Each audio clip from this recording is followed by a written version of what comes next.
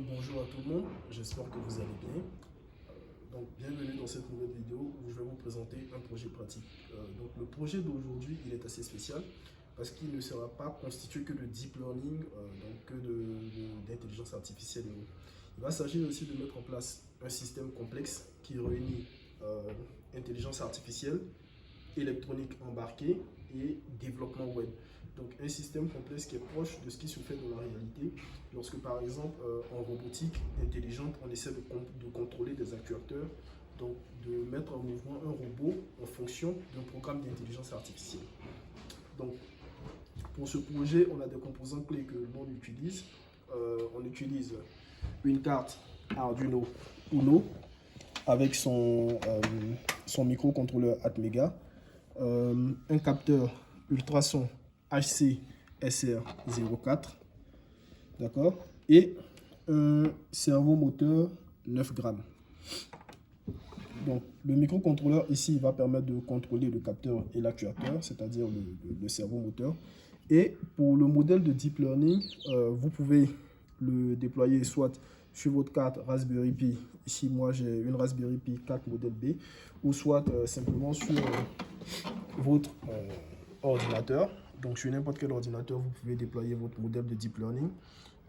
Là, c'est le code pour former le modèle. Donc je l'ai formé avec TensorFlow, comme vous pouvez le voir. Je l'ai encodé, je l'ai divisé. Donc les étapes habituelles. Puis j'ai créé le modèle de réseau de neurones. Je l'ai compilé ici avec l'optimiseur Adam. Et j'ai ensuite fait l'entraînement avec la .fit, donc modèle .fit. Ici, ce que vous devez savoir, c'est comment sauvegarder le modèle. Donc, vous pouvez sauvegarder le modèle au format H5 en utilisant Pickle. Donc, dans d'autres vidéos, je vais vous apprendre à le faire. Après quoi, on va ici dans l'Arduino. Je vais vous montrer.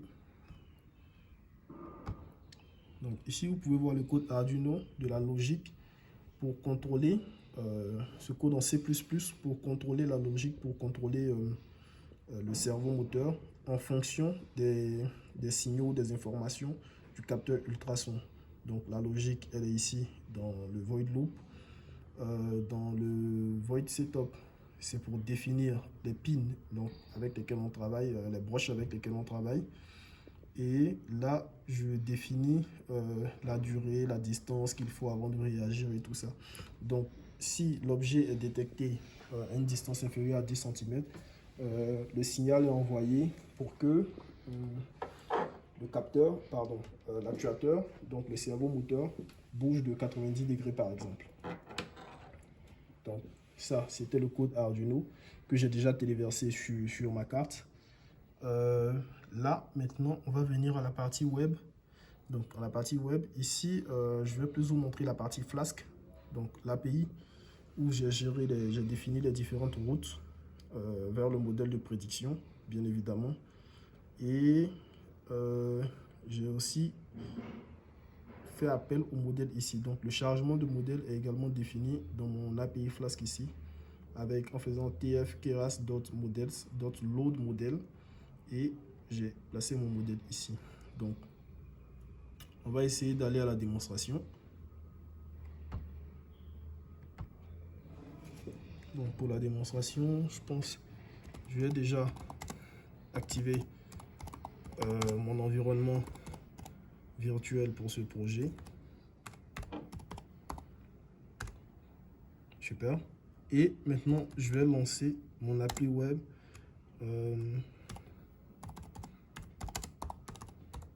Ici. Donc, je lance mon appli web. En principe, je vais lancer l'application en local. Donc, je récupère l'adresse ici que je vais essayer de lancer mon navigateur. Donc, déjà, on va mesurer les premières distances, à prédire. Plutôt que de faire une mesure basique, on va faire une prédiction de distance. Je pense que ce que je vais faire, je pense que je vais relancer mon Arduino ici. Voilà. Et voilà, ici, on va essayer déjà de prédire les distances. Donc, plutôt que de faire une détection simple, on va prédire en fonction du mouvement que j'effectue. Je vais essayer de bien placer tout ça pour vous permettre réellement de voir comment tout ceci fonctionne. Donc, là, quand je demande, je vais dans l'application, donc dans l'interface web, je lui demande de prédire. Il va me prédire la distance à laquelle se trouve un objet. Donc, je fais encore une prédiction ici. 13 cm, 20, ainsi de suite. Et c'est comme si les mouvements de ma main étaient prédits grâce au modèle de prédiction et à l'Arduino. Maintenant, ici, on va faire autre chose. Je vais prédire en mettant ma main ou l'objet.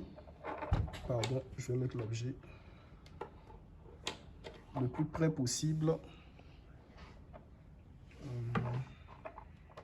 Voilà. Je vais mettre l'objet le plus près possible. Donc, quand l'objet se trouve à... Je vais mettre ma main à moins de 10 cm. Quand l'objet à détecter se trouve à moins de 10 cm, je vais essayer de prédire. Vous allez voir ici le mouvement du cerveau moteur. Donc, si je me mets à moins de 10 cm environ, qui détecte bien ma main, voilà, il se met à bouger pour dire qu'il a détecté ma main à moins de 10 cm. Donc là, quand je m'éloigne, voilà, il se remet en place. Et quand je vais me retrouver, une fois de plus à moins de 10 cm, il bouge encore de 90 degrés. Et il indique effectivement où je me trouvais. Donc l'interface web vous permet le contrôle. Les prédictions sont faites grâce au modèle de machine learning. Et voilà en gros en quoi consistait ce projet-là. Donc ce projet est assez proche de ce qui se passe dans le monde réel, où il y a plusieurs technologies qui constituent un système. Donc un système n'est pas fait d'une seule technologie. Il y a plusieurs technologies, comme ici, où j'ai dû manipuler les technologies du web avec JavaScript, HTML, CSS, tout ce qui va avec, où j'ai dû manipuler les technologies de l'électronique embarquée avec du C++ et la programmation sur microcontrôleur. Également faire du Python pour de l'IA, donc former vraiment un modèle de deep learning. Et donc, il y a toute cette complexité-là qui va avec, mais c'est ce qui rend beau ce challenge-là, ce genre de challenge, ce genre de projet qui nous permet de nous surpasser. Donc, merci à vous d'avoir suivi ce projet. J'espère qu'on se reverra.